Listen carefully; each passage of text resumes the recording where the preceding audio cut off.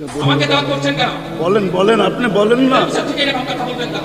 আপনি বলেন, আপনি বলতে থাকেন, বলতেছেন, বলতে থাকেন, বলেন। না না, আমাকে সুযোগ দেওয়া হয়েছে, তারপর আমাকে কেন সামনে করবেন? বলেন না রে ভাই। আমি কিন্তু ওয়াজ মাহফিলে আসি, আমরা অনুদান দিয়ে সার্বিক সহযোগিতা করে এখানে এসে দাঁড়াই।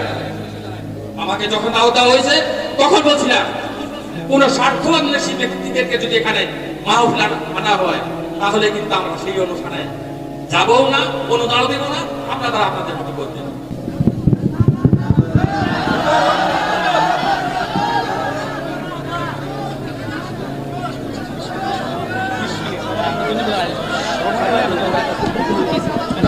আমরা সমাজে উড়ে আসি নাই, আমরা এই দেশের নাগরিক। আমরা বসেন বসেন, আমরা ট্যাক্স হোল্ডার নাগরিক, ট্যাক্স দেই আমরা, আমরা ট্যাক্স ছাড়া এই দেশে থাকি না। আমাদের দেশের কালচার এটা হয়ে গেছে, সবাই হুজুরদের কথা বলে কিন্তু হুজুরদেরকে আন্ডার এস্টিমেট করে। আমি পায়ে হাত দিয়ে বলবো, আমাকে কেউ আন্ডার এস্টিমেট করেন না। আপনারা আমাকে চিনেন না, আমার পরিচয় জানেন না। আমরা সর্বওয়াজ মাহফিলে এটা ভুগতেছি আজকে 16 বছর ধরে না। আমরা জন্ম থেকে জ্বলছি, জন্ম থেকেই জ্বলা।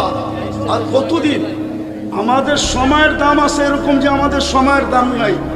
35 মিনিট আপনারা আমার লস করছেন, বা আমাদের এইটা কইরা খাইতে হবে এরকম কোনো জরুরি না যে আমাদের ওয়াজ করেই খেতে হবে। আমাদের খাওয়ার অনেক ব্যবস্থা আল্লাহ রেখা দিছে। যেই আল্লাহ আমাকে জন্ম দিছে উনি আমার খাওয়া তৈরি করেন নাই না, খাওয়া ছাড়া আমাকে দুনিয়াতে পাঠায় দিছে যে আমাকে এইভাবে করে খেতে হবে।